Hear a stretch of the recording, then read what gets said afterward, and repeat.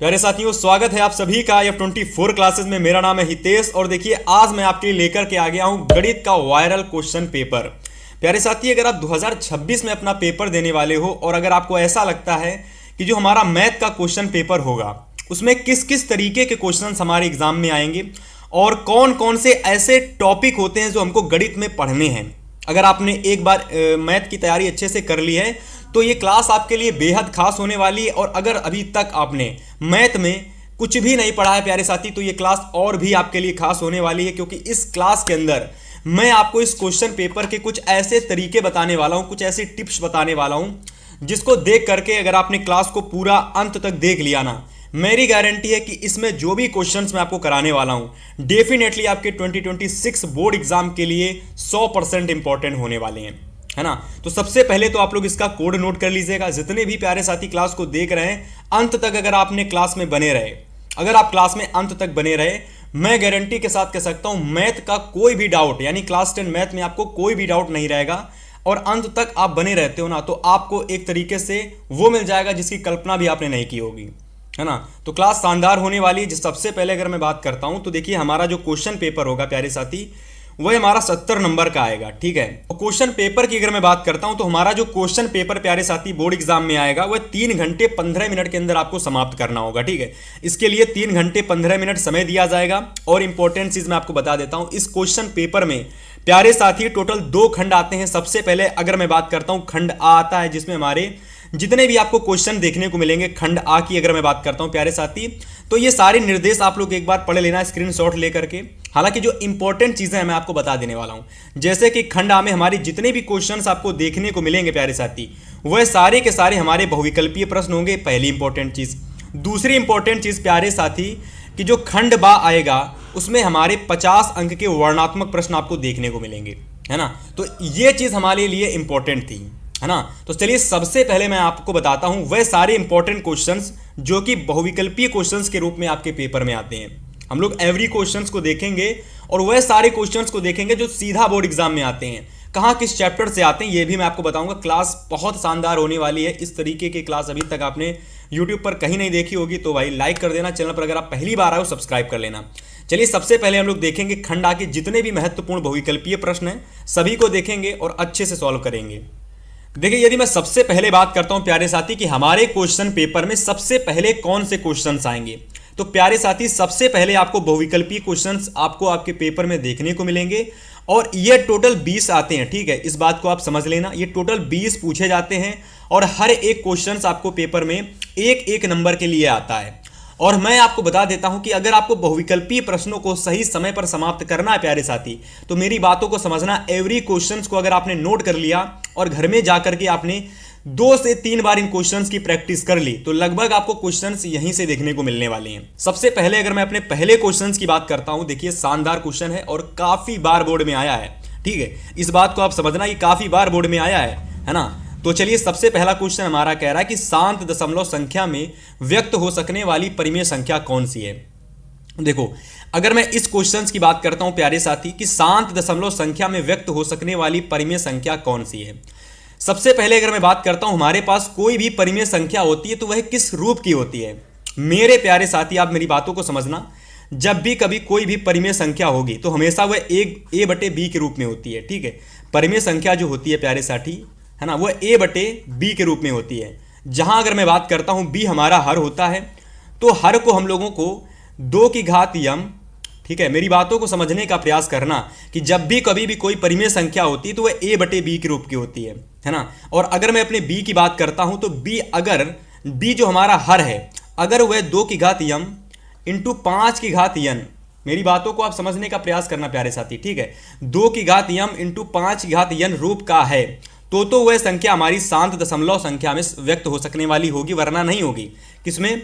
शांत दशमलव में व्यक्त हो सकने वाली संख्या होगी, वरना प्यारे साथी नहीं होगी, है ना। मेरी बातों को आप समझने का प्रयास करना। सबसे पहले मैं क्या करूंगा, यहां पर जो भी हमारी परिमेय संख्या में ऑप्शन दे रखे मैं उनको उठाता हूं। मैं आपको पहले इसका राइट आंसर बता देता हूं प्यारे साथी। इसका राइट आंसर आपका आएगा सी नंबर। अब चलिए इस सी नंबर आंसर क्यों आएगा मैं आपको वह भी बताता हूं, ठीक है। आप लोग हर एक क्वेश्चन को समझेंगे और क्वेश्चन को साथ में साथ नोट भी करते चलेंगे। अगर मैं बात करता हूं 227 625 हमारा राइट आंसर क्यों आया? आपको देखिए मैं आपको बताता हूं यहां पर। जैसे मान लेते हैं ए हमारा 227 है, बी हमारा 625 है और ये हमारा प्यारे साथी हर है। तो 625 के मैं क्या करूंगा स्टूडेंट, सबसे पहले मैं इसके गुणनखंड कर लूंगा। ठीक है, तो चलिए गुणनखंड करते हैं। इसके करिए 5 से कटेगा भाई, ये 5 एकम 5, 5 दुना के 10, ठीक है, 5 पचा के 25। आगे काटते हैं इसको 5 दुना के 10, 5 पचा के 25। फिर इसको 5 से काटेंगे तो 5 पचा के 25 और फिर 5 से काटेंगे तो 5 एकम 5। अगर प्यारे साथी इसको आप चारों को आपस में मल्टीप्लाई कर लेते हो ना, तो ये आपका आ जाएगा यहाँ से 5 की घात 4। और अगर आप देखोगे ना तो 5 की घात 4 आ रहा है और इसमें प्यारे साथी 2 की कोई भी घातें नहीं आ रही, मतलब 2 की कोई भी डिजिट नहीं आ रही है ना। तो मैं क्या करूंगा, 2 की घात 0 कर लूंगा। और जैसे ही मैंने ये किया 5 की घात 4 और 2 की घात 0, आप देख पा रहे होंगे कि ये 2 की घात यम और 5 की घात यन रूप का बन गया है। अगर इसी में प्यारे साथी मेरी बातों को समझना, 5 की जगह अगर कोई और अन्य संख्या आ जाती प्यारे साथी, तो यहां पर ये हमारा शांत दशमलव संख्या में व्यक्त हो सकने वाली संख्या नहीं होती। केवल और केवल अंकों में 5 आना चाहिए, है ना, 5 आना चाहिए और आपका 2 ही आना चाहिए बस। इसके अलावा दूसरा कोई भी आपका अंक नहीं आना चाहिए, है ना, दूसरी कोई भी आपकी संख्या नहीं आनी चाहिए, है ना। अगर आ जाती है तो वह हमारी शांत दशमलव में व्यक्त हो सकने वाली संख्या नहीं होगी। बस इतनी सी बात समझना है। यहां पर 5 की घात 4 आ गया, ठीक है, 2 की घात नहीं आया, मैंने 2 की घात 0 कर लिया और 2 की घात 0 वैलिड होता है, मतलब ये मान्य होता है ना। इसको आप कर दोगे तो ये कुछ इस रूप की बन जाएगी और जैसे ही ये बन जाएगी हमारी शांत दशमलव में व्यक्त हो जाएगी। तो इस तरीके से प्यारे साथी राइट आंसर आपका ऑप्शन नंबर सी हो जाएगा। बाकी सारे के सारे ऑप्शन आपके गलत होंगे, क्योंकि हर एक में जब आप हर का गुणनखंड करोगे ना तो आपको 5 के अलावा 2 तो आएगा, उसी के साथ 3 भी आ सकता है, 7 भी आ सकता है। तो प्यारे साथी राइट आंसर आपका ऑप्शन नंबर सी कर लेंगे। चलिए अगले क्वेश्चन की बात करते हैं। अगला क्वेश्चन क्या कह रहा है हमारा? अगला प्रश्न कह रहा है कि हर, यहां पर देखिए कह रहा है कि हर के 2 की घात यम इंटू 5 की घात यन रूप के आधार पर ज्ञात कीजिए कि जो हमारी संख्या 1458 बटे में 1250 है, इसका दशमलव प्रसार कितने स्थानों तक रहेगा। ये बेहद खास और बेहद इंपॉर्टेंट क्वेश्चन है चैप्टर नंबर 1 वास्तविक संख्या यानी रियल नंबर का। और मेरे प्यारे साथी मैं आपको बता देना चाहता हूं कि मैं जो क्वेश्चंस करा रहा हूं ये एवरी ईयर आपके रिपीटेड होते हैं और 2026 में जो आपका फरवरी में बोर्ड लगा हुआ है ना, बोर्ड पेपर जब आप होने वाला है, उनमें ये क्वेश्चंस आपको 100% देखने को मिलेंगे। सबसे पहले यदि मैं बात करता हूं कि हमारी जो संख्या है वो है क्या, 1458 1250। मेरे प्यारे साथी सबसे पहले इस क्वेश्चन को आप समझ लीजिए अच्छे से। क्वेश्चन नंबर हमारा यहां पर सेकंड है, संख्या हमारी है 1458 बटे में 1250। हमको क्या करना है कि ये जो संख्या है इस रूप के आधार पर ज्ञात कीजिए कि यह दशमलव प्रसार कितने स्थानों तक रहेगा। मेरे प्यारे साथी आपको कुछ नहीं करना, सिंपल से इस हर के, ये जो हर होता है ना, इसके आपको गुणनखंड करने हैं। मेरी बातों को समझ लेना, अगर आपने समझ लिए तो ऐसे कोई भी क्वेश्चन आ जाए संख्या बदल देगा, आप कर लोगे। तो सबसे पहले हर के गुणनखंड कर लेने हैं। जब हर के गुणनखंड आते हैं तो हर के गुणनखंड को देखना है 2 की घात यम इंटू 5 की घात एन रूप का ये होगा। उसमें एक चीज आपको और देखनी है कि यम की घात या फिर यन की घात, यम की या फिर यन की, यम की या फिर यन की, दोनों में से अधिकतम घात किसकी है। जिसकी घात अधिकतम होगी प्यारे साथी उतने ही स्थानों तक वह समाप्त होगा। अब देखिए मैं आपको इसको करके बताता हूं, जरा आप देखना अच्छे से और इसको समझने का प्रयास करना। सबसे पहले हर हमारा 1250 है, तो चलिए सबसे पहले इसका गुणनखंड करते हैं, है ना। तो सबसे पहले इसके गुणनखंड करेंगे, इसको 2 से काटेंगे, 2 छंग 12, 2 दुना के 4, 2 पंचे 10। फिर 2 से इसको काटेंगे नहीं तो ये 5 से कटेगा आपका, ठीक है। तो 5 की घात 1, 5 दुना के 10, 5 पचा के 25। ये फिर 5 से कटेगा, 5 दुना के 10, 5 पचा के 25। अब ये फिर से 5 से कटेगा, 5 पचा के 25। अब फिर से ये 5 से कटेगा, 5 एकम 5। मेरे प्यारे साथी यहाँ पर अगर आप देख पा रहे होंगे तो 2 की घात 1 आ रहा है और 5 की घात 4 आ रहा है। मतलब यहाँ पर हम लोग सिंपल से यह कह सकते हैं प्यारे साथी कि भैया जी 2 की घात 1 कम है लेकिन 5 की घात 4 ज़्यादा है। और अगर 5 की घात 4 है मेरे प्यारे साथी, तो मैंने आपको बताया था कि यम या यन में से जिसकी भी अधिकतम घात होगी वही उतने स्थानों तक उसका दशमलव प्रसार समाप्त होगा। तो 5 की घात 4 है, इसका मतलब राइट आंसर मेरे प्यारे साथी 4 हो जाएगा। यानी कि जब हमने इसको 2 की घात यम इंटू 5 की घात यन रूप में बदला तो इसका दशमलव प्रसार प्यारे साथी कितने स्थानों तक समाप्त हुआ, 4 स्थानों तक, ठीक है। तो इसको आप नोट कर लेंगे। ऐसे ही अपना अगला क्वेश्चन देखिए, कह रहा है कि वह बड़ी से बड़ी संख्या जिसमें 245 और 1037 को विभाजित करने पर प्रत्येक दशा में क्षेत्रफल 5 प्राप्त होता है, बताइए क्या होगी।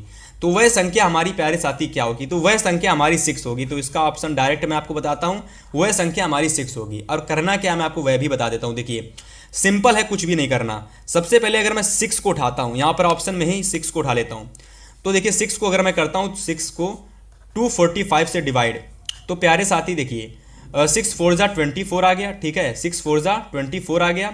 यहां से मैंने क्या किया, आप लोग अगर देखोगे तो 0.5 मतलब शेषफल हमारा 5 प्राप्त हुआ, ठीक है। अभी देखिए 1037 को मैंने उठाया और इसको मैंने 6 से डिवाइड किया, ठीक है, तो 6 1 जा 6, ठीक है, यानी 6 एकम 6 4 आया, ठीक है, और 6 8 जा 40 यानी 6 48, ठीक है, 40 आ गया, ठीक है। इसके बाद प्यारे साथी यहाँ से मैंने 30 को उठाया, 37 हो गया, और छछरंग 36, या फिर कुल मिलाकर के यहाँ पर भी आपका 5 शेषफल प्राप्त होगा, ठीक है। मेरे प्यारे साथी मेरी बातों को समझना, राइट आंसर आपका यहाँ से 6 हो जाएगा, क्योंकि हर बार जब आपने 6 को 245 से डिवाइड किया, भाग किया, तो 5 शेषफल प्राप्त हुआ। जब आपने 6 का भाग 1037 से किया तो शेषफल आपका 5 प्राप्त हुआ। बस हमसे वही क्वेश्चन कह रहा था कि वह बड़ी से बड़ी संख्या ज्ञात कीजिए जिसमें 245 और 1037 को जब विभाजित करते हैं तो प्रत्येक दशा में शेषफल जो होता है प्यारे साथी वह 5 प्राप्त होता है। तो आप देख पा रहे होंगे जब हमने 6 का दोनों के साथ विभाजित किया, दोनों के साथ भाग दिया, तो शेषफल प्यारे साथी 5 प्राप्त हुआ है, और यही हमारा राइट आंसर हो जाएगा। अगला क्वेश्चन देखिए, कह रहा है कि समीकरण 4x² माइनस का 12x प्लस का 9 बराबर 0 है। कह रहा है इसके मूल क्या होंगे। मेरे प्यारे साथी इसके मूल मैं आपको बता देना चाहता हूं कि इसके मूल प्यारे साथी क्या होंगे, मैं आपको बता देना चाहता हूं। इसके मूल आपके हो जाएंगे वास्तविक, ठीक है। इसके मूल क्या हो जाएंगे प्यारे साथी, इसके मूल हो जाएंगे वास्तविक, ठीक है। तो यहां से आप क्या कह दोगे, इसके मूल हमारे भैया जी वास्तविक हो जाएंगे, ठीक है, 1 मिनट, है ना। तो यहां से हमारा वास्तविक हो जाएंगे, लेकिन साथ ही साथ बराबर आएंगे। अब ये क्यों आएंगे मैं आपको बताता हूं। देखिए सबसे पहले यहां पर 4x² माइनस का 12x प्लस का 9 बराबर में 0 है, ठीक है। तो प्यारे साथी जब वास्तविक मूल होते हैं और बराबर होते हैं तो d जो होता है 0 के बराबर में होता है। अब ये d क्या होता है मैं आपको बता देता हूं। d बराबर में होता है b² माइनस का 4ac। इसको हम लोग प्यारे साथी विविक्त कर बोलते हैं। क्या बोलते हैं, विविक्त कर। और अगर प्यारे साथी विविक्त कर हमारा d 0 के बराबर में आ जाता है, ऐसी कंडीशन में क्या होता है कि वास्तविक मूल प्राप्त होते हैं और मूल हमारे बराबर प्राप्त होते हैं। तो यहां से मैं कुछ नहीं करूंगा, यहां से मैंने a का मान निकाला प्यारे साथी 4, b का मान निकाला मैंने 12 और c का मान मैंने निकाल लिया 9। मेरे प्यारे साथी मैं एवरी टाइप में क्या करूंगा, एवरी मतलब कि जो भी हमारा है वहां पर मैं सभी का मान पुट कर दूंगा। जैसे कि b की जगह हम लोगों ने यहां पर 12 रख दिया, वो भी माइनस का, a की जगह हम लोगों ने 4 रख दिया, c की जगह हम लोगों ने 9 रख दिया। जब आप इस पूरे को सॉल्व करोगे ना तो अब 0 आएगा। अभी आप कहोगे भैया जी कैसे आया, मैं आपको देखिए सॉल्व करके बताता हूं, आप बेहद अच्छे से समझ लेना। देखिए क्वेश्चन नंबर हमारा ये 4 था, b² माइनस का 4ac बराबर में अभी कुछ नहीं निकला है, मतलब 0 के बराबर में मुझे लेकर के आना है, क्योंकि मैंने पहले ही बता दिया ये वास्तविक और बराबर मूल होंगे। तो b बराबर 144 कैसे आएगा, जब माइनस का, देखो माइनस का 12 है ना, इसका स्क्वायर कर दो, 4 रख दो, a की जगह प्यारे साथी आप लोग 4 रख दो, c की जगह 9 रख दो, ठीक है। ये 12 × 12 जब आप करोगे, 12 का गुणा 12 से होता है 144 आएगा। अब जब माइनस और माइनस आपस में गुणा होंगे तो ये प्लस बन जाएगा, ठीक है। 4 × 16 और 16 9 144, मतलब 144 माइनस 144 आपका 0 हो जाता है। तो मैंने पहले ही आपको बताया था कि भाई साहब यहाँ पर जो आपके मूल प्राप्त होंगे वह कह सकते हो कैसे होंगे, वास्तविक और बराबर होंगे। कंडीशन मतलब यह है कि जब भी कभी 0 के बराबर में कोई भी चीज होती है, अगर d 0 के बराबर में है तो ऐसी कंडीशन में वास्तविक और बराबर मूल प्राप्त होते हैं। और d हमारा जो होता है प्यारे साथी, इसी के आधार पर मैं बता सकता हूं मूल कैसे होंगे। d हमारा क्या होता है, मैंने आपको पहले ही बताया, विविक्त कर होता है। इस क्वेश्चन को नोट कर लेना, बहुत खास है, बेहद इंपॉर्टेंट है। 5वें क्वेश्चन की बात करते हैं। 5वां क्वेश्चन कह रहा है कि समांतर श्रेणी हमारा हमको दे रखी है 3 1 माइनस का 1 और 3। कह रहा है इसके लिए सारवांतर होगा। मेरे प्यारे साथी सारवांतर हमारा d होता है, और d जो निकलता है जब हम लोग दूसरे पद से पहले पद को माइनस कर देते हैं। जो भी श्रेणी दे रखी है उसमें जो दूसरा पद होता है उस पद से हम लोग जब अपने पहले पद को माइनस कर देते हैं ना प्यारे साथी, तो हमारा सारवांतर निकल के आ जाता है। तो जब हम लोग 1 को 3 से घटाएंगे, मेरी बातों को समझने का प्रयास करना। क्वेश्चन नंबर हमारा ये 5 है, ठीक है, बहुत खास इंपॉर्टेंट क्वेश्चन है। समांतर श्रेणी आपसे दे देगा और आपसे कहेगा बताइए सारवांतर क्या होगा। सारवांतर कहने का मतलब होता है पहले पद से दूसरे पद को माइनस कर देना, तो उसको हम लोग बोलते हैं d। तो d कैसे निकलता है, a2 माइनस a1। पहला पद अगर मैं बात करता हूं प्यारे साथी 3 दे रखा है, पहला पद 3 है, दूसरा पद हमारा 1 है, तो जब 1 को -3 करोगे, 1 को 3 से घटाओगे तो ये आपका -2 आ जाएगा। ठीक, तो यहाँ से हमारा जो सही उत्तर आएगा वो हमारा ऑप्शन नंबर बी आएगा। इसको आप बिल्कुल सही कर लेंगे, है ना। तो उम्मीद है आपको चीज़ें समझ में आ गई होंगी। चलिए बात करते हैं क्वेश्चन नंबर 6 की। चलिए इसको नोट कीजिए। क्वेश्चन नंबर 6 क्या कह रहा है कि 7, 13, 19, हमको फिर से एक समांतर श्रेणी से क्वेश्चन पूछा गया है। 7, 13, 19 और अंतिम पद हमारा 205 है। क्वेश्चन कह रहा है कि पदों की संख्या है, मतलब इसमें टोटल, इस समांतर श्रेणी में प्यारे साथी टोटल कितने पद हैं। अगर मैं बात करता हूं इसमें कितने पद हैं, तो उससे पहले मुझे कुछ चीज़ें निकाल लेनी पड़ेंगी। जैसे कि सबसे पहले पहला पद हमारा a1 बराबर में मेरे प्यारे साथी 7 है। d मुझे निकालना होगा तो d बराबर निकालूंगा 13 माइनस का 7। जब मैं 13 से 7 को माइनस करूंगा, घटाऊंगा प्यारे साथी, तो यहां से हमारे 6 आ जाएगा। अंतिम पद हमारा an होता है जो कि हमारा 205 दे रखा है। ठीक है, अब यहां से मैं एक फार्मूला लगाऊंगा जहां से मैं अपने पदों की संख्या को ज्ञात करूंगा। प्यारे साथी ये हमारा क्वेश्चन नंबर 6 है। तो फार्मूला होता है an बराबर में a प्लस n माइनस का 1 इंटू में d। इस फार्मूले को मेरे प्यारे साथी सभी लोग नोट कर लेना, काफी खास और बेहद इंपॉर्टेंट ये फार्मूला है ना। तो इस फार्मूले को आप लोग अच्छे से नोट कर लेना और अच्छे से तैयार कर लेना। समांतर श्रेणी का फार्मूला है। an बराबर में 205 है। पहला पद हमारा कितना है भाई, 6 है। n हमको ज्ञात करना है, ठीक है, n माइनस का 1। और d हम सभी लोगों को, एक मिनट, d बराबर में 6 दे रखा है। पहला पद हमारा 7 है। ठीक है, तो 7 माइनस का 5, 205 में जब मैं 7 को माइनस करूंगा, ये प्लस में उधर जाएगा, माइनस में हो जाएगा। n माइनस का 1 और बटे में आप 6, यहाँ पर मल्टीप्लाई में 6 था, ठीक है, यहाँ पर आ जाएगा तो बटे में हो जाएगा। तो ये 198 ऊपर आ जाएगा, 7 जाएगा तब। तो 198 बटे में 6 बराबर में n माइनस का 1। काटोगे 6 18, 6 18, तो यहाँ से आपका n बराबर में आ जाएगा प्यारे साथी, माइनस का n इधर आ जाएगा तो 33 प्लस में 1 बढ़ जाएगा, n बराबर में 34। तो राइट आंसर यहाँ से आपका कितना आएगा प्यारे साथी, राइट आंसर यहाँ से n बराबर में हमारा 34 आ जाएगा। इसको आप बिल्कुल सही कर लोगे, है ना। उम्मीद है आपको यहाँ पर प्रश्न नंबर 6 बहुत अच्छे से समझ में आया होगा, क्योंकि ऐसा एक क्वेश्चन फिक्स है, आपको एक समांतर श्रेणी दे देगा और आपसे कहेगा प्यारे साथी कि पदों की टोटल संख्या कितनी है, आप वह बताइए, है ना। तो प्रश्न नंबर 6 को बहुत अच्छे से नोट कर लीजिए। अब बात करते हैं क्वेश्चन नंबर 7 की। देखिए क्वेश्चन नंबर 7 हमारा कह रहा है कि चित्र में आपको त्रिभुज ABC दे दिया गया है। तो और अब चलिए यहाँ पर मैं आपको एक फिगर बना देता हूँ इसका। तो प्यारे साथी यहाँ पर देखिए, सबसे पहले मैंने आपका फिगर बना लिया है, एक चित्र बना लिया। ABC करके एक त्रिभुज हमारे पास है। क्वेश्चन जरा पढ़ते हैं। कह रहा है कि एक चित्र में त्रिभुज ABC है जिसके आधार BC के समांतर कोई रेखाखंड PQ मेरे प्यारे साथी खींचा गया है। तो सबसे पहले देखो, ये हमारा ABC एक त्रिभुज है, ये हमारा क्या है, आधार है BC, और इसी के समांतर प्यारे साथी मैं एक रेखाखंड खींच लेता हूं और इस रेखाखंड का मैं नाम दे देता हूं PQ। इस रेखाखंड का नाम मैं PQ दे देता हूं।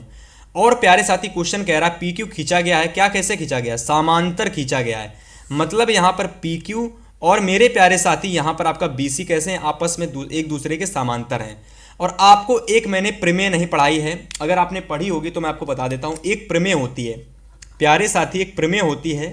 प्रमेय कौन सी होती है, थेल्स प्रमेय, थेल्स प्रमेय। इस प्रमेय को याद कर लेना। यह प्रमेय क्या कहती है, जब भी कभी कोई त्रिभुज के आधार के समांतर कोई रेखा खींच देते हैं, वो भी बीच में, है ना, कोई त्रिभुज में, किसी त्रिभुज के आधार BC के समांतर बीच में कोई एक रेखा समांतर खींच देते हैं, मतलब कि PQ समांतर अगर BC में खींच देता हूं, कुछ इस तरीके की कंडीशन में बना देता हूं ना, तो ऐसी जब भी कभी कंडीशन बन जाती है तो इसकी हर एक, इन यहां से हमारे 2 त्रिभुज बन जाते हैं, यहां से हमारे 2 त्रिभुज बन जाते हैं। सबसे पहला त्रिभुज हमारा बन जाता है, पहला वाला बड़ा वाला त्रिभुज ABC, दूसरा हमारा APQ छोटा वाला बन जाता है, ठीक है, APQ।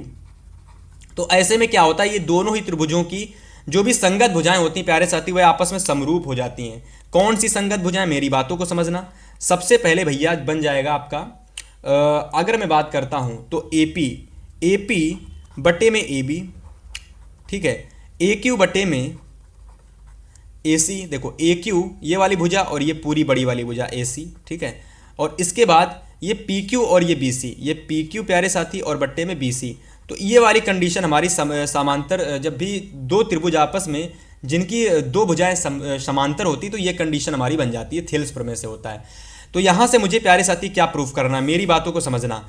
यहाँ से हमको PQ और BC का अनुपात दे रखा है। यहाँ पर अगर आप देखोगे तो इसका अनुपात मुझे दे रखा है PQ बटे में BC का अनुपात 1/3, यानी 1:3 का मतलब होता है 1/3 दे रखा है। देखो 1:3 मतलब 1/3 दे रखा है।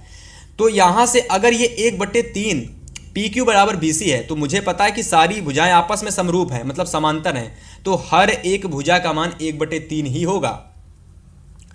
तो यहां से मैं क्या करूंगा, AP बटे में AB, एक चीज मैं करूंगा, ये AP बटे AB उठाऊंगा। अब ये क्यों उठाऊंगा जरा समझना, हमको AP बटे PB का अनुपात चाहिए, AP बटे PB। यहां पर AB है, मुझे यहां पर PB लेकर के आना। देखो कैसे लेकर के आऊंगा, ध्यान समझना।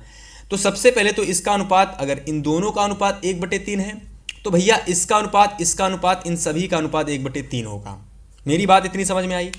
अब देखिए, अब यहां से AB को उठाते हैं, यहां से AB को उठाते हैं। देखिए ये AB प्यारे साथी AP प्लस PB दे रखा है कि नहीं दे रखा? आप कहेंगे बिल्कुल सर जी दे रखा है, बिल्कुल भैया जी दे रखा है। तो यहां से AP प्लस PB, AB बराबर में क्या है, AP प्लस PB, है कि नहीं है? बिल्कुल कहोगे भैया जी है। अब क्या करोगे, इन दोनों को उधर ले जाओ, तो यहां से आपका ये इधर आ जाएगा, तो ये आपका हो जाएगा 3AP, ये आपका हो जाएगा AP प्लस में PB। अब देखो ये AP प्यारे साथी इधर आ जाएगा तो माइनस हो जाएगा, तो 3AP माइनस का AP बराबर में PB, ठीक। ये आपका 2AP बचेगा बराबर में PB। अब क्या करोगे, हमको किसका अनुपात लाना था, हमको AP बटे PB का अनुपात लाना था। तो मैं क्या करूंगा, इस PB को इधर ले आऊंगा, तो 2AP बटे में PB बराबर में 1। अब इस 2 को इधर भेज दूंगा तो प्यारे साथी ये आपका 2 यहां से हट के नीचे आ जाएगा। तो देखो AP बटे PB मेरे प्यारे साथी यहां पर निकल के आ चुका है। कितना निकला वो भी आपको पता चल गया होगा। तो AP बटे PB आपका 1/2 आ गया है, यानी 1:2 हमारा राइट आंसर होगा, है ना। उम्मीद है आपको ये सब क्वेश्चन समझ में आया होगा, बहुत अच्छे से समझाया है। अब देखो यहां पर मैं डायरेक्ट लिख देता हूं, इस AP बटे PB का जो अनुपात आया प्यारे साथी, आप देखिए इसका अनुपात कितना आया। इसका अनुपात आप कहोगे सर जी भैया जी 1/2 आया। तो आप चलिए आपको ऑप्शन दिखाते हैं और भैया सही ऑप्शन पर टिक लगवाते हैं। तो यहां से अगर आप बात करते हैं प्यारे साथी, बहुत सारे हमारे ऑप्शन दे रखे हैं लेकिन हमने राइट आंसर निकाल लिया है 1/2, ठीक है। तो ये हमारा सही हो जाएगा। अब मैं आपको एक इंपॉर्टेंट चीज बताता हूं। देखिए जितने भी मैंने आपको क्वेश्चंस कराए उसमें से देखिए आपके कुछ चैप्टर ऐसे हैं जहां से हर साल फिक्स होता है कि इन चैप्टर से ना MCQ तो 100% आएंगे। तो अब मैं आपको बता रहा हूं कि कौन कौन चैप्टर से हर साल MCQ आते हैं। तो चलिए सबसे पहले नोट कर लीजिए पहला चैप्टर नंबर 1 जो हमारा है वास्तविक संख्या रियल नंबर। हर साल इससे आपको 2 क्वेश्चन देखने को मिलते हैं, या तो 2 क्वेश्चन आएंगे या तो 3 आएंगे, हर साल आते हैं, ठीक है। पहला देखिए वही चैप्टर का है, पहले चैप्टर का, दूसरा भी हमारे पहले चैप्टर का और तीसरा भी हमारे पहले चैप्टर का क्वेश्चन है। तो चैप्टर नंबर 1 वास्तविक संख्या हमारे MCQ की प्रश्नों की दृष्टि से बहुत खास और इंपॉर्टेंट चैप्टर है। इसके अलावा प्यारे साथी अगर मैं द्विघात 2 चर वाले रैखिक समीकरण की बात करता हूं, चैप्टर नंबर 4 की, चैप्टर नंबर 4 हमारा 2 चर वाले रैखिक समीकरण, इसको आप लोग MCQ की दृष्टि से बहुत इंपॉर्टेंट मार्क कर लोगे। और उसमें इस तरीके के क्वेश्चन तो हर बार पूछे जाते हैं कि बताइए K का मान क्या होगा अगर आपको मूल दे रखे हों, अगर आपको मूल बराबर दे रखे हो तो K का मान क्या होगा। आपसे कह देगा नॉर्मल क्वेश्चन द्विघात समीकरण दे देगा, जैसे द्विघात समीकरण ये दे दी गई है, और द्विघात समीकरण देने के बाद कह देगा भैया इसके मूल बताइए, जैसा ये क्वेश्चन है, बहुत इंपॉर्टेंट है। और इसके अलावा समांतर श्रेणी चैप्टर नंबर हमारा जो भी है, समांतर श्रेणी आप देख लेना, मेरे हिसाब से 7वां चैप्टर है या फिर मे भी 7वां या 6ठा चैप्टर है, ठीक है। तो समांतर श्रेणी से प्यारे साथी एक क्वेश्चन फिक्स है, या फिर यहाँ तो 2 क्वेश्चन दे रखे, तो 2 भी क्वेश्चन आ सकते हैं, है ना।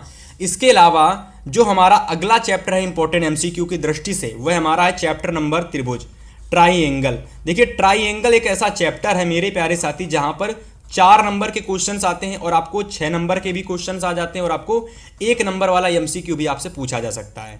तो डेफिनेटली आप लोग इन चैप्टर्स को मैंने जितने कराए हैं, मतलब जितने भी चैप्टर्स मैंने बताए उनके क्वेश्चंस भी मैंने कराए, नोट कर लेना। और जो चैप्टर इंपॉर्टेंट बताए हैं उनको कहीं ना कहीं टिक लगा लेना कि इन चैप्टर में से MCQ आएंगे, भैया जी ने बताया था, है ना। चलिए मैं आपको आगे के क्वेश्चंस कराता हूं प्यारे साथी। अगर मैं अपने अगले प्रश्न की बात करता हूं तो अगला क्वेश्चन हमारा कह रहा है, हमको एक बिंदु दे रखा है -6,8, इस बिंदु की मूल बिंदु से दूरी होगी। मेरे प्यारे साथी मैं आपको बता देना चाहता हूं निर्देशांक ज्यामिति, जो हमारा चैप्टर है निर्देशांक ज्यामिति, इस चैप्टर से ना हर साल क्वेश्चंस आते हैं MCQ में। फिर से मैं बता दे रहा हूं, कुछ निश्चित चैप्टर होते हैं उन्हीं से आपके पेपर में MCQ आते हैं। और अगर मैं अपने इस क्वेश्चन की राइट आंसर की बात करता हूं प्यारे साथी, तो आप लोग बिल्कुल सही आंसर यहाँ पर टिक लगाएंगे, है ना। 1 मिनट मैं आपको बताता हूँ राइट आंसर इसका क्या होगा, आप कमेंट करके बताइए तब तक। तो सबसे पहले देखिए यहाँ पर इस क्वेश्चन को मैंने ऑलरेडी पहले सॉल्व कर लिया, क्योंकि आपका समय ना जाए।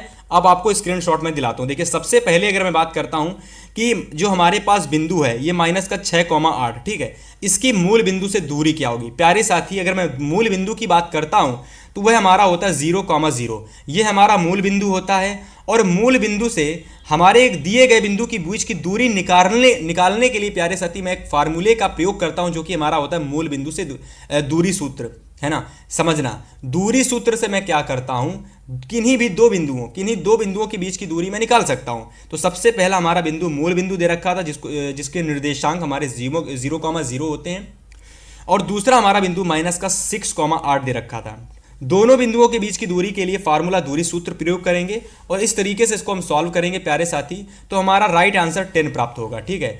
तो यहां से अगर मैं बात करता हूं तो हमारा उत्तर नंबर सी बिल्कुल सही हो जाएगा, इसको आप बिल्कुल सही कर लेंगे। निर्देशांक ज्यामिति से मैं आपसे फिर से कह दे रहा हूं, एक क्वेश्चन तो फिक्स है भाई। क्वेश्चन नंबर 9 कह रहा है, हमसे कह रहा है कि एक बिंदु हमारे पास कोई ये दे रखा है माइनस का 2,6, ये भी हमारे निर्देशांक ज्यामिति चैप्टर का क्वेश्चन है, तो बहुत अच्छे से आप नोट करना।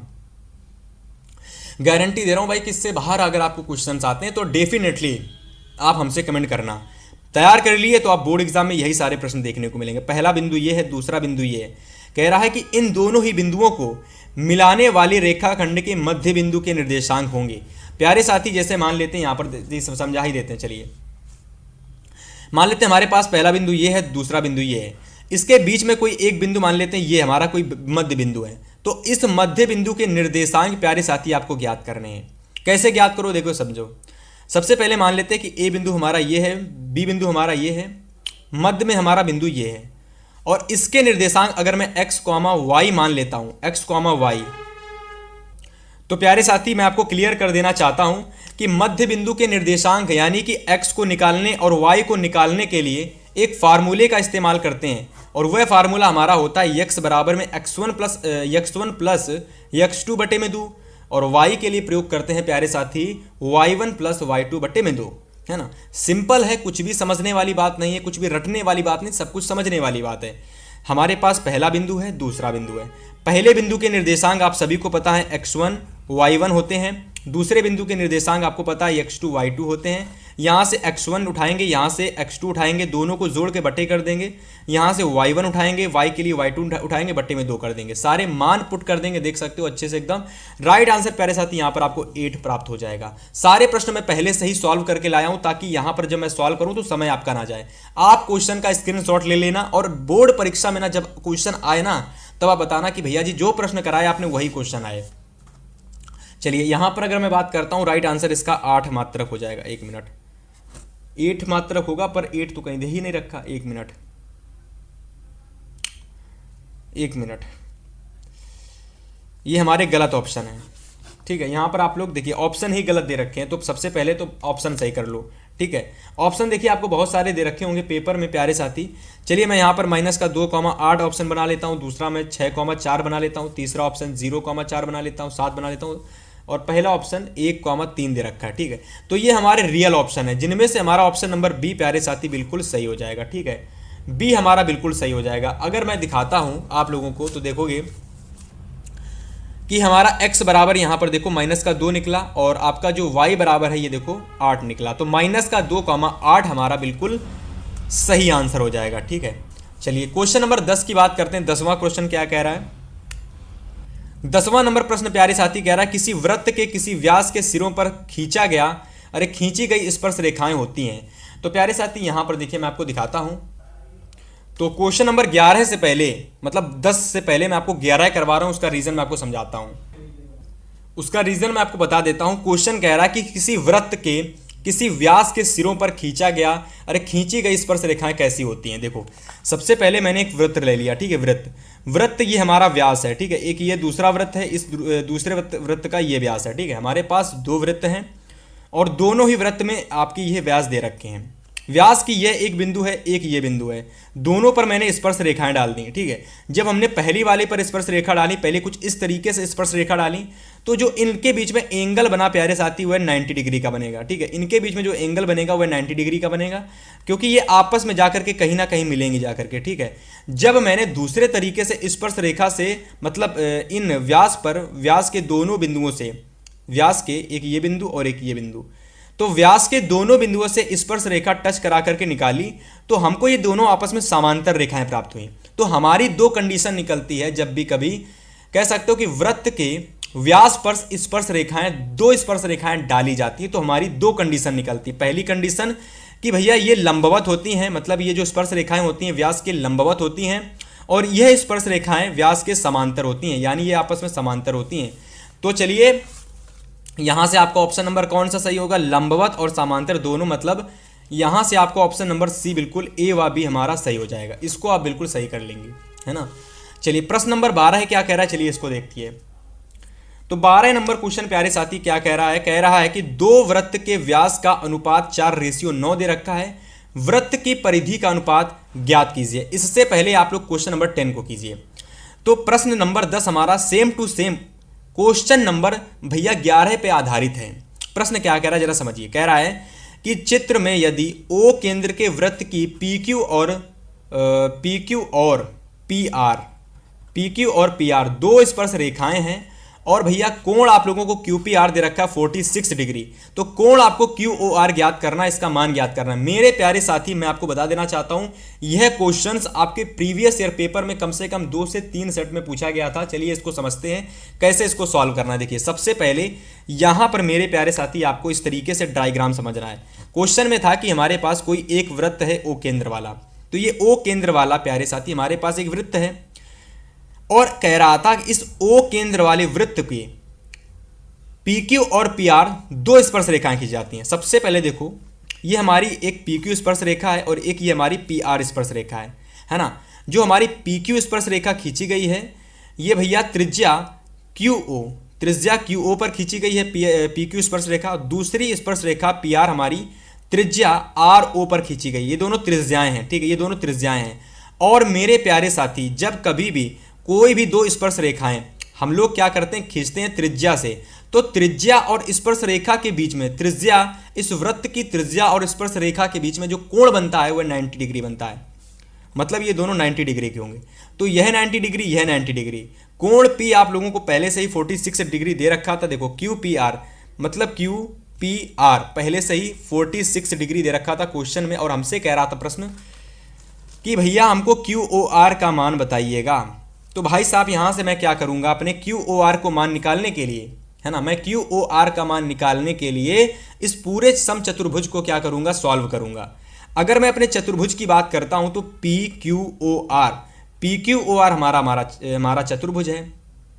अब देखिए PQOR हमारा जो चतुर्भुज है इसके टोटल कोणों का योग प्यारे साथी 360 डिग्री निकलता है, आप सभी को पता होगा। एवरी एंगल का हम लोग मान जोड़ लेंगे और 360 के बराबर में कर लेंगे, ये भी पता होगा। और इंपॉर्टेंट चीज, जिस कोण का मान आपको निकालना है उसको एक तरफ रख दो, बाकी सारे जोड़ करके उससे माइनस कर दो, ठीक है। तो हमारा कोण और हमें निकालना था, बाकी हमने जोड़े 226 निकला। इस 360 टोटल कोणों का योग 360 था, 360 से तीनों कोणों का मान जोड़ा 226 निकला, जिसको मैंने 360 से घटा दिया। क्वेश्चन का मतलब जो भी हमारा कोण ज्ञात करना तो वह हमारा 134 डिग्री निकला। तो इस तरीके से प्यारे साथी यहां से अगर मैं बात करता हूं हमारा right answer option number C हो जाएगा, ठीक है। उम्मीद है कि आपने ये क्वेश्चंस बहुत अच्छे से समझा होगा और बहुत अच्छे से नोट भी किया होगा, ठीक है। ऐसा ही देखिए यहाँ पर और कुछ क्वेश्चंस हैं जिनको मैं आपको डायरेक्ट बता देता हूँ इनका आंसर, है ना। कुछ ज़्यादा इसमें कठिन वाली चीज़ है नहीं, तो मैं कुछ क्वेश्चंस का डायरेक्ट ही आंसर आपको करवा दूंगा, ठीक है। जैसे कि अगर मैं 12 नंबर क्वेश्चंस की बात करता हूँ प्यारे साथी, तो दो वृत्त के व्यास कर लो, ठीक है। मैं यहाँ पर सॉल्व वाले प्रश्नों को दिखा भी दूंगा किस तरीके से मैंने सॉल्व किए हैं, आप स्क्रीनशॉट चाहे तो ले लेना। तो दो वृत्त के व्यास का अनुपात आपको 4:9 दे रखा है, ठीक है। तो आपसे कह रहा है कि वृत्तों की परिधि का अनुपात कितना होगा, तो इसकी परिधियों का अनुपात भी भैया 4:9 ही निकलेगा। अब चलिए क्यों निकलेगा यहाँ पर देख लीजिए। इस तरीके से क्वेश्चंस को कुछ मैंने सॉल्व किया है। सबसे पहले अगर मैं बात करता हूँ, पहला हमारा व्यास D1 है, दूसरा व्यास हमारा मतलब दूसरे व्यास वाला वृत्त हमारा D2 है। दोनों का व्यास 4:9 दे रखा है प्यारे साथी।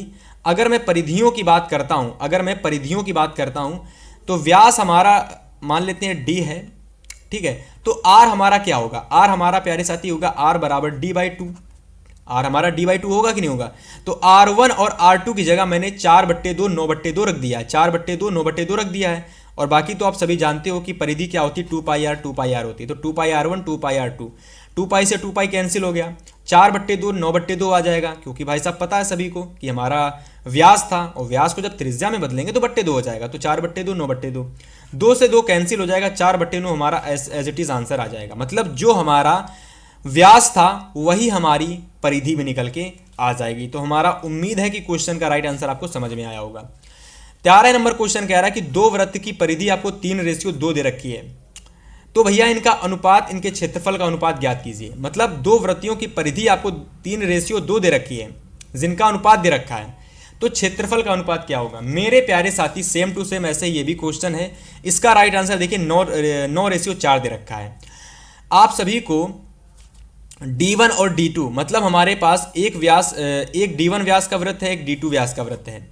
इसकी जो क्षेत्रफल होता है पाई आर स्क्वायर होता है, तो पाई आर स्क्वायर बट्टे में पाई आर स्क्वायर करेंगे, पाई से पाई कैंसिल हो जाएगा। आर का मान आपका प्यारे साथी 9 दे रखा था, 4 दे रखा था, ठीक है, 9 4, तो स्क्वायर से स्क्वायर कैंसिल हो जाएगा। तो R1/R2, मतलब जितना आपका त्रिज्या दे रखी थी प्यारे साथी उतने ही आपकी क्षेत्रफल भी होगा। तो राइट आंसर यहां से आप लोगों का आ जाएगा 9:4।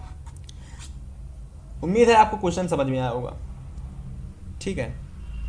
चलिए आगे बात करते हैं प्यारे साथी। क्वेश्चन नंबर अगर मैं अपने 14 की बात करता हूं, बेहद खास और बेहद इंपॉर्टेंट क्वेश्चंस। देखिए यह दोनों के दोनों क्वेश्चंस प्यारे साथी आपके पृष्ठीय क्षेत्रफल और आयतन से हैं। मेरे प्यारे साथी मैं आपको बता देना चाहता हूं, पृष्ठीय क्षेत्रफल जो आयतन हमारा चैप्टर है, पृष्ठीय क्षेत्रफल और आयतन, ये हमारा एक ऐसा चैप्टर है जिससे बहुत कम MCQ आते हैं, है ना। तो मैं आपको पहले ही बता देना चाहता हूं कि अगर आपने ये 2 क्वेश्चंस नहीं भी तैयार किए तो कोई बात नहीं है, लेकिन जो मैंने क्वेश्चंस आपको आगे करा रखे हैं ये सारे क्वेश्चंस आपके लिए बेहद खास इंपॉर्टेंट हैं। और इसके अलावा ये 2 प्रश्नों को आप चाहो तो छोड़ भी सकते हो, क्योंकि पृष्ठीय क्षेत्रफल और आयतन इतना इंपॉर्टेंट चैप्टर नहीं है। लेकिन मेरे प्यारे साथी मैं आपको बता देना चाहता हूं कि यह दोनों क्वेश्चंस हमारे 2025 के लगभग 2 से 3 सेट में पूछे गए थे, तो इस वजह से मैंने प्रश्नों को ले लिया। तो आपके पेपर में अगर आएंगे तो यही 2 प्रश्न आएंगे पृष्ठीय क्षेत्रफल और आयतन चैप्टर से। पहला प्रश्न है कि यदि एक समान त्रिज्या r के 2 अर्धगोलों को उनके आधारों से जोड़ा जाता है तो नए बने ठोस का पृष्ठीय क्षेत्रफल होगा।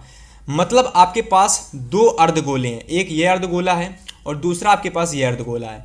दोनों को जोड़ करके मेरे प्यारे साथी क्या बना दिया जाता है, एक नया गोला बना दिया जाता है। तो देखिए इसकी त्रिज्या आपकी r1 मान लो, इसकी त्रिज्या भी r1 मान लो, और इन दोनों की दोनों त्रिज्याएं आपकी समान हैं।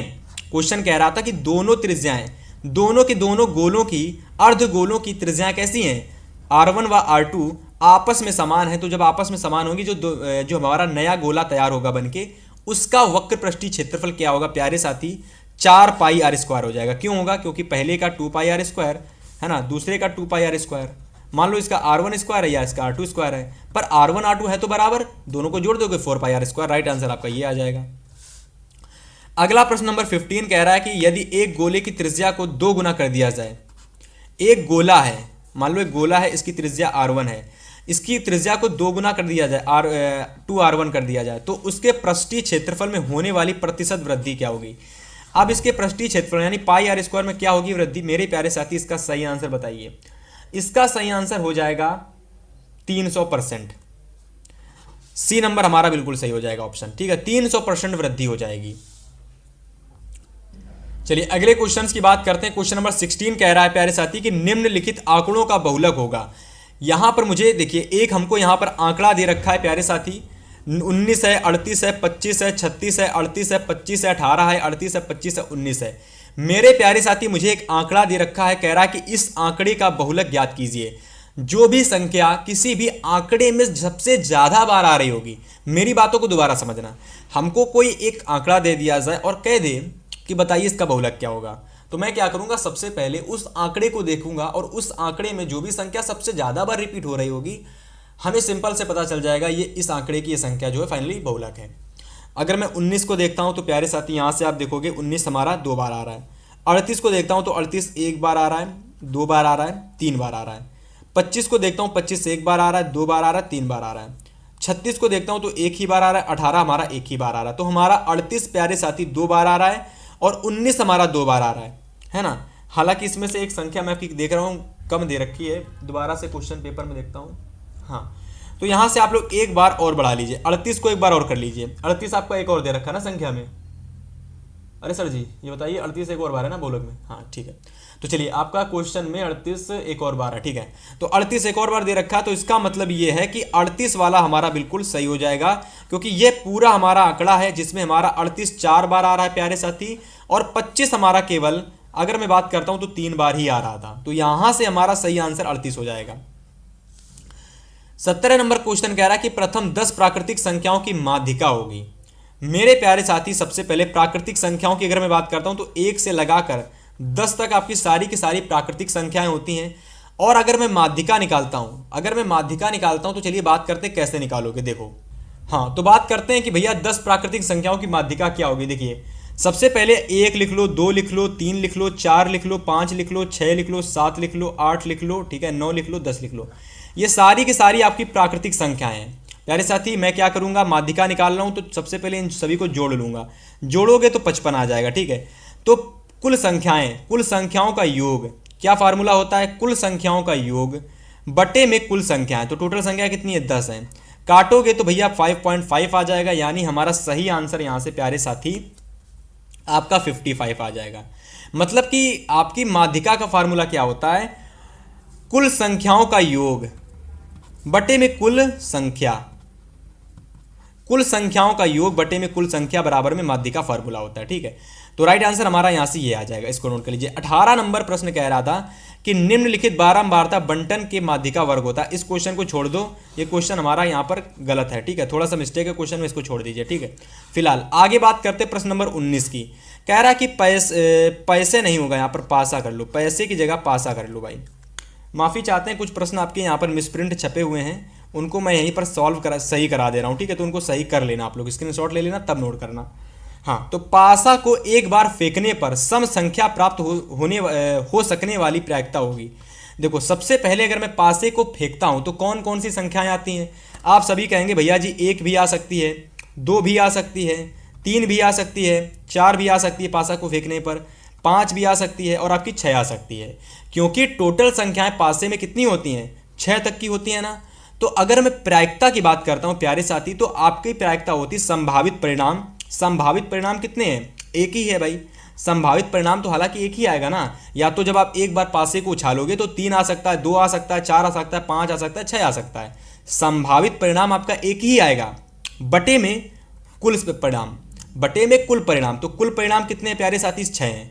तो प्रायिकता का फार्मूला होता है, जब प्रायिकता निकालोगे तो निकलती है प्रायिकता बराबर में संभावित परिणाम बटे में कुल परिणाम। संभावित परिणाम हमारा एक ही आएगा और कुल परिणाम हमारे 6 हैं, तो प्रायिकता हमारी 1/6 निकलेगी यहाँ से, ठीक है। तो यहाँ से हमारा जो सही आंसर हो जाएगा प्यारे साथी, 1 मिनट, यहाँ से हमारा 1/6। लेकिन यहाँ पर हमसे क्वेश्चन में कह रहा था सम संख्या प्राप्त हो सकने वाली। अब हमको सम संख्या निकालनी है। ये तो हमारा नॉर्मल पासे को जब हम उछालते हैं तो हमारी कह सकते हो कि प्रायिकता कितनी होगी। जब हम लोगों ने पासे को उछाला तो बताने की प्रायिकता क्या होगी, किसी पासे को उछालने पर उसकी प्रायिकता क्या होगी। लेकिन जब हम लोग सम संख्या प्राप्त हो सकने वाली प्रायिकता निकालते हैं तो उसमें केवल हम लोग सम संख्या को ही लेते हैं। प्यारे साथी, सम संख्या की अगर मैं बात करता हूँ तो यहाँ पर हमारी 2 आ सकती है ना, 4 आ सकती है और हमारी 6 आ सकती है, ठीक है। तो मतलब हमारे संभावित परिणाम कितने हैं, संभावित परिणाम हमारे पास हैं 2, 4 और 6। अब यहाँ पर 1 की जगह मैं क्या करूँगा, कर लूँगा यहाँ पर 1, 2, 3। तो हमारे पास कितने संभावित परिणाम हैं, हमारे पास 3 संभावित परिणाम हैं और कुल परिणाम हमारे पास कितने हैं, 6 हैं। तो 3 एकम 3, 3 2 के 6, यानी 1/2 हमारा यहाँ से राइट आंसर 1/2 होगा, है ना। तो चलिए मैं आपको ऑप्शन दिखाता हूँ, 1/2 को अपने सही आंसर पर टिक लगवाता हूँ। तो यहाँ से देखिए बहुत सारे ऑप्शन आपको दे रखे हैं, 1/2, 1/3, 5/6, 1/6। पर हमने क्या देखा कि जो हमारी प्रायिकता निकल के आ रही थी प्यारे साथी, वह 1/2 निकल के आ रही थी। इसको सही कर लीजिए, है ना। बहुत सारे बच्चे कहेंगे कि भैया जी क्या जो क्वेश्चंस आप करा रहे हो ये क्वेश्चंस आपके पेपर में इससे बाहर नहीं आएगा। मैं आपको एक चीज़ क्लियर कर देना चाहता हूं, जितने क्वेश्चंस मैंने कराए हैं, अगर आपने वह क्वेश्चंस तैयार कर लिए और उनके चैप्टर के थोड़े बहुत और क्वेश्चंस कर लिए, इसके बाहर कोई क्वेश्चंस नहीं आएंगे। मतलब ये 20 क्वेश्चंस तो आपके लिए बेहद खास इंपॉर्टेंट हैं ही, लेकिन इसके अलावा इनके जो चैप्टर्स के और भी क्वेश्चंस हैं वह आपके लिए इंपॉर्टेंट हैं। स्टार्टिंग के मैंने कुछ चैप्टर्स आपको बताए थे कि इन चैप्टर्स के आपको एमसीक्यू तैयार करने हैं। अभी मैं आपको 2 से 3 और चैप्टर बताऊंगा कि आपको इन चैप्टर के एमसीक्यू और तैयार कर लेनी है। अंतिम क्वेश्चन कह रहा है कि एक समान वर्ष में 53 रविवार होने की प्रायिकता होगी। सबसे पहली बात, एक समान वर्ष में प्यारे साथी, अगर मैं बात करता हूं एक समान वर्ष में कितने रविवार होते हैं, तो एक समान वर्ष में 52 रविवार होते हैं। एक समान वर्ष में 52 रविवार होते हैं। कब? जब हमारा जो साल होता है 365 दिनों का होता है तो हमारे 52 रविवार होते हैं, है ना। लेकिन जब कभी भी साल हमारा 366 दिनों का हो जाता है प्यारे साथी, जब एक दिन बढ़ जाता है तो उस एक दिन बढ़ने पर हमारा जो रविवार होता है वह भी बढ़ जाता है। लेकिन वह जो रविवार आएगा वह कब आएगा, उसकी प्रायिकता क्या होगी, तो उसकी प्रायिकता होगी प्यारे साथी 1/7, क्योंकि जो वह रविवार हमारा आएगा वह हमारे 7 दिनों में कभी भी आ सकता है। आपका मंडे को भी आ सकता है, ट्यूसडे को भी आ सकता है, मतलब कभी भी आ सकता है। तो एक समान वर्ष में 53 रविवार होने की जो प्रायिकता होगी प्यारे साथी वह 1/7 होगी, क्योंकि अधिकतर अगर मैं बात करता हूं तो 365 दिन होते हैं और 365 दिनों में जो अगर मैं बात करता हूं 52 रविवार होते हैं। जब एक दिन बढ़ जाता है तो वह एक दिन आपका रविवार भी हो सकता है, सोमवार भी हो सकता है, बुधवार भी हो सकता है, गुरुवार भी हो सकता है, बृहस्पतिवार भी हो सकता है, शनिवार भी हो सकता है। टोटल आपके परिणाम कितने हैं भैया? टोटल परिणाम हमारे 7 हैं, है ना। लेकिन संभावित परिणाम हमारा रविवार एक ही है, तो 1/7 हमारी प्रायिकता हो जाएगी। यहां से अगर मैं बात करता हूं, आप लोग आंसर नंबर सी को बिल्कुल सही लगा लोगे, 1/7। प्यारे साथी, अब यहां तक देखिए आपने एमसीक्यू वाले क्वेश्चन समझ लिए हैं, मतलब आपने आधी जंग जीत ली है। मतलब मैथ की अगर मैं बात करता हूं, मैथ में जो एमसीक्यू के क्वेश्चंस आते हैं 20 नंबर वाले, उसकी आपने जंग जीत ली है। अब यहां से अगर मैं बात करता हूं कि कौन कौन से चैप्टर से, भैया जी बता दीजिए 2 से 3 और चैप्टर जहां से एमसीक्यू आते हैं। सबसे पहला प्रायिकता चैप्टर। देखो प्रायिकता चैप्टर को तो बिल्कुल मत छोड़ना, इससे एमसीक्यू आपके कम से कम 2 फिक्स हैं, है ना। इसके अलावा प्यारे साथी मैं आपको यहां पर बता देता हूं, देखिए इसके अलावा आपने देखा होगा मैंने यहाँ पर क्वेश्चन लिए थे, बहुलक वाले क्वेश्चंस लिए, प्राकृतिक संख्या, सांख्यिकी के क्वेश्चंस लिए, मेनली सांख्यिकी के। प्यारे साथी प्रायिकता चैप्टर यहाँ पर देखिए मैं आपको बताता हूँ, मेरी बातों को अगर आपने नोट कर लिया एमसीक्यू वाले कहाँ कहाँ से क्वेश्चन, प्रायिकता प्लस सांख्यिकी, प्रायिकता प्लस सांख्यिकी। इसके अलावा प्यारे साथी एक चैप्टर आप लोग और नोट कर लेना, ठीक है। एक चैप्टर स्टार्टिंग के मैंने कुछ चैप्टर तो आपको बता ही दिए थे, 2 चैप्टर आपके ये हो गए। एक चैप्टर आप लोग और नोट कर लेना प्यारे साथी, व्रत। यह 3 चैप्टर आपके बहुत इंपॉर्टेंट है। ये 3 चैप्टर और मैं आपको बता देता हूं स्टार्टिंग के, जैसे कि आपका निर्देशांक ज्यामिति चैप्टर हो गया, यह इंपॉर्टेंट है प्यारे साथी, ठीक है। इसके अलावा अगर मैं चैप्टर नंबर 1 वास्तविक संख्या की बात करता हूं, यह हमारा इंपॉर्टेंट है। दूसरा चैप्टर हमारा चैप्टर नंबर 4 द्विघात समीकरण, यह हमारा इंपॉर्टेंट है। इसके अलावा 2 चर वाले रैखिक समीकरण चैप्टर, वह भी हमारा इंपॉर्टेंट है। और समांतर श्रेणी चैप्टर, यह भी हमारा इंपॉर्टेंट है। मेरे प्यारे भाई, अगर आपने ये 7 से 8 चैप्टर जो मैंने एमसीक्यू में बताए इन पर फोकस कर लिया तो इसके बाहर एमसीक्यू चैप्टर में नहीं आएंगे, मतलब इससे बाहर किसी भी चैप्टर से एमसीक्यू नहीं आएंगे, है ना। अब चलिए मैं आपको यहाँ पर प्यारे साथी बताता हूँ खंडबा। और मेरे प्यारे साथी खंडबा में हम ज़्यादा समय नहीं लेंगे, लेकिन मैं एक चीज़ क्लियर कर देना चाहता हूँ कि खंडबा के लिए मैं आपके लिए स्पेशल सीरीज लाने वाला हूँ। स्पेशल सीरीज में लाने वाला हूँ जैसे ही हमारे चैनल पर 1 लाख के मतलब 1 लाख मतलब 1 लाख सब्सक्राइबर्स कंप्लीट होंगे, 1 लाख बच्चे जैसे ही कंप्लीट होंगे, है ना। जिस दिन हमारे चैनल पर 1 लाख सब्सक्राइबर हो जाते हैं, अभी हाल फिलहाल 70,000 सब्सक्राइबर्स हैं, तो जैसे ही हमारे कुछ महीने बाद 1 लाख सब्सक्राइबर्स होंगे, मैं आपके लिए बहुत बड़ी खुशखबरी लेकर के आने वाला हूँ, ठीक है। और उसके लिए आपको हमारे साथ जुड़े रहना है। जितने भी बच्चे क्लास 10th वाले हैं, है ना, सभी लोग जुड़ जाइएगा, एक साथ क्लास को शेयर कर दीजिएगा। बहुत जल्द हम लोग कुछ खुशखबरी लाने वाले हैं। फिलहाल अगर मैं बात करता हूँ यहाँ पर खंडबा की प्यारे साथी, तो यहाँ पर हमारे 50 नंबर के वर्णात्मक क्वेश्चंस होंगे, है ना। 50 नंबर के वर्णात्मक क्वेश्चंस होंगे, बहुत कम समय लेंगे लेकिन बहुत अच्छी चीज़ आपको बता देंगे। सबसे पहले देखो, जितने भी क्वेश्चंस हैं इन सभी का स्क्रीनशॉट ले लो। इन सभी क्वेश्चंस को आपको स्वयं से तैयार करना है। पहली बात, कहाँ से तैयार करना है। दूसरी बात, कहाँ से तैयार करोगे, आपको सबसे पहले देखिए कुछ नहीं करना, आपके पास गूगल वाला ऑप्शन आता है, गूगल लेंस। तो गूगल लेंस पे जाना है, इन क्वेश्चंस को सर्च कर लेना है, आपको इनका क्या मिल जाएगा, सॉल्यूशन मिल जाएगा। अब प्यारे साथी यूट्यूब से क्या करना है, आपको हर एक क्वेश्चंस को अलग से समझ लेना है, या तो क्वेश्चन बैंक से या तो कहीं से समझ लेना है। अब मैं जो इंपॉर्टेंट चीज़ बता रहा हूँ उसको सुनना। सबसे पहला द्विघात समीकरण, यहाँ से 2 नंबर वाले क्वेश्चंस आपको जरूर देखने को मिलेंगे। दूसरा हमारा समांतर श्रेणी, 2 नंबर वाले क्वेश्चंस यहाँ से। तीसरा हमारा प्यारे साथी है त्रिकोणमिति चैप्टर, ट्रिग्नोमेट्री, वहाँ से आपको 2 नंबर वाला क्वेश्चन जरूर देखने को मिलेगा। इसके अलावा द्विघात समीकरण, ये तो 1 नंबर और 2 नंबर के लिए इंपॉर्टेंट होता ही होता है, तो 2 नंबर वाला क्वेश्चन यहाँ से। इसके अलावा देखो यहाँ पर हमारा क्षेत्रफल संख्यात्मक रूप से बराबर है तो उसके वृत्त, मतलब मेरे प्यारे साथी वृत्त से संबंधित क्षेत्रफल, मतलब वही क्षेत्रफल और आयतन से हमारे 2 क्वेश्चन 2-2 नंबर वाले आए हैं। तो ये कुछ क्वेश्चंस आपके 2-2 नंबर वाले हैं। अब देखोगे तो 1 2 3 4 5 6 टोटल भैया 12 नंबर का क्वेश्चन यहाँ से 2-2 नंबर वाला आया। उम्मीद है आपने नोट किए होंगे। और इसके अलावा अगर मैं आगे बात करता हूँ, देखिए दूसरा प्रश्न संख्या हमारा है किन्हीं 5 खंड को हल कीजिए। तो यहाँ पर अगर मैं बात करता हूँ तो यहाँ से हमारे 5 जो प्रश्न आपको करने होंगे वह हमारे 4 मार्क्स वाले प्रश्न होंगे, ठीक है, 4 मार्क्स वाले। तो ये सारे प्रश्न आप जल्दी से इनका स्क्रीनशॉट ले लीजिए। एवरी क्वेश्चन आपके लिए इंपॉर्टेंट है, ठीक है, पहला क्वेश्चन, दूसरा क्वेश्चन, तीसरा, चौथा, पांचवा, ठीक है। टोटल 6 क्वेश्चन हैं, हालांकि करने केवल 5 ही हैं, लेकिन आप एवरी प्रश्न को नोट कर लेना। और उम्मीद है इस प्रश्न को तो आप छोड़ोगे ही नहीं, क्वेश्चन नंबर जे को। जे नंबर बेहद खास और वेरी इंपॉर्टेंट क्वेश्चन है ना। और एवरी क्वेश्चन आपके लिए वेरी वेरी इंपॉर्टेंट है, वेरी वेरी मोस्ट इंपॉर्टेंट कह लो, जो भी कह लो वो है आपके लिए, है ना। और इसके अलावा यहाँ पर अगर मैं बात करता हूँ, मैंने आपसे कहा ना ज़्यादा समय मैं आपको वर्णात्मक में नहीं लूँगा, मैं आपको बता दूंगा कि आपको कहाँ किस चैप्टर से क्वेश्चंस आते हैं। 4 नंबर वाले में अगर मैं बात करता हूँ तो समांतर श्रेणी से रेयर केस में क्वेश्चन आता है, लेकिन अधिकतर तो 4 नंबर में नहीं आता है। लेकिन प्यारे साथी 2 चर वाले समीकरण, 2 चर वाले रैखिक समीकरण चैप्टर नंबर 3 और प्लस चैप्टर नंबर 4, कौन सा, द्विघात समीकरण, इनसे 1 नंबर वाले भी प्रश्न, 4 नंबर वाले भी प्रश्न, 2 नंबर वाले भी प्रश्न, अधिकतर प्रश्न पूछे जाते हैं। 6 नंबर वाला नहीं आता है।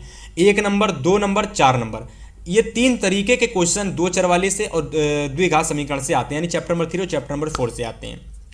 देखो वही हमारा यहाँ पर देखो 2 चर वाले का, ये देखो द्विघात समीकरण का है, ठीक है। ये देखो हमारा समांतर श्रेणी का है, ठीक है, 1 मिनट, समांतर श्रेणी का नहीं, निर्देशांक ज्यामिति। तो निर्देशांक ज्यामिति भी हमारा इंपॉर्टेंट है 4 नंबर वाले क्वेश्चन की दृष्टि से। इसके अलावा अगर मैं अपने अधिक नंबर वाले, मतलब कि 6-6 नंबर वाले सवालों की बात करता हूं, तो यहां पर अगर आप देखोगे प्यारे साथी, तो पहला प्रश्न हमारा त्रिकोणमिति के अनुप्रयोग चैप्टर से है, यानी जहां पर हमें अवनमन कोण, उन्नयन कोण के बारे में पढ़ना है ना, अवनमन कोण और उन्नयन कोण, ठीक है। आप सभी को पता है ऊंचाई एवं दूरी इस चैप्टर को भी कहते हैं और त्रिकोणमिति के अनुप्रयोग भी इसको कहते हैं। तो पहला प्रश्न इसको तैयार कर लेना। अथवा में यह भी हमारा त्रिकोणमिति के अनुप्रयोग चैप्टर से है। तो प्यारे साथी जो हमारा त्रिकोणमिति का अनुप्रयोग है,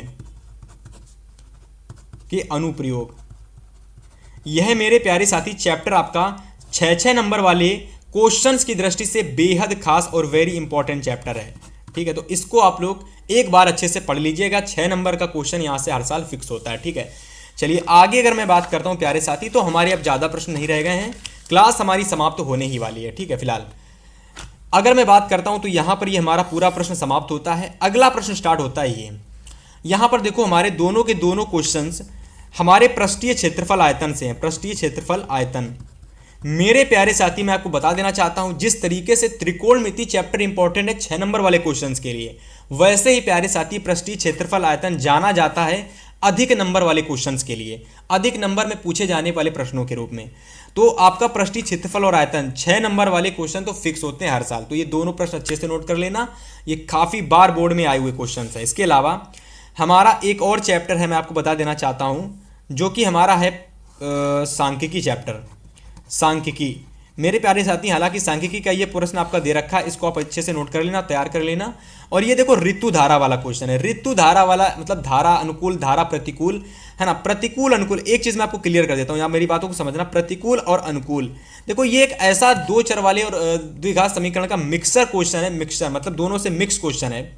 यह एक ऐसा क्वेश्चन है 2 चर वाले और द्विघात समीकरण चैप्टर का, जो कि आपको 6 नंबर में किसी ना किसी सेट में देखने को मिल ही जाता है। 4 या 6 नंबर में, या तो 6 नंबर में प्रश्न आ जाता है कि धारा के अनुकूल, ऋतु धारा के अनुकूल 2 घंटे में 20 किलोमीटर जाती है, धारा के प्रतिकूल 2 घंटे में 4 किलोमीटर जाती है। बताइए स्थिर जल में उसके तैरने की चाल क्या होगी, ठीक है, धारा की चाल क्या होगी। तो प्यारे साथी ऐसा क्वेश्चन 4 नंबर में या तो 6 नंबर में आ जाता है ना। तो आपको तो तैयार कर ही लेना है, चाहे वो 4 में आए या तो 6 में आए, है ना। फिलहाल 6 नंबर वाले दृष्टिकोण से सांख्यिकी इंपॉर्टेंट चैप्टर है, पृष्ठीय क्षेत्रफल आयतन इंपॉर्टेंट चैप्टर है, और इसके अलावा मैंने बताया था त्रिकोणमिति का अनुप्रयोग। तो ये 3 चैप्टर आपके 6-6 नंबर वाले क्वेश्चंस की दृष्टि से बहुत इंपॉर्टेंट है ना। तो इस तरीके से इस क्लास को देखने के बाद मेरे प्यारे साथी क्लास 10 मैथ यानी कक्षा 10 गणित का कोई भी डाउट मुझे नहीं लगता आपको रहा होगा कि कहाँ कैसे क्वेश्चंस आते हैं भैया, एमसीक्यू में क्या पूछा जाता है, एमसीक्यू की कहाँ किस चैप्टर से आते हैं। मे भी इस पूरे कंप्लीट क्वेश्चन पेपर को समझने के बाद गणित में आपको कोई डाउट नहीं रहा होगा, है ना। तो आप लोग जल्दी से हमारे चैनल के साथ जुड़ जाइए। बहुत जल्द हम लोग अपने 1 लाख की फैमिली कंप्लीट करेंगे, मतलब 1 lakh subscribers base family complete करेंगे, जल्दी हो जाएंगे। उसके ज़्यादा कुछ वो है नहीं। आप लोग बस जुड़िएगा, अच्छे से शेयर कीजिएगा क्लास को और देखिएगा, है ना।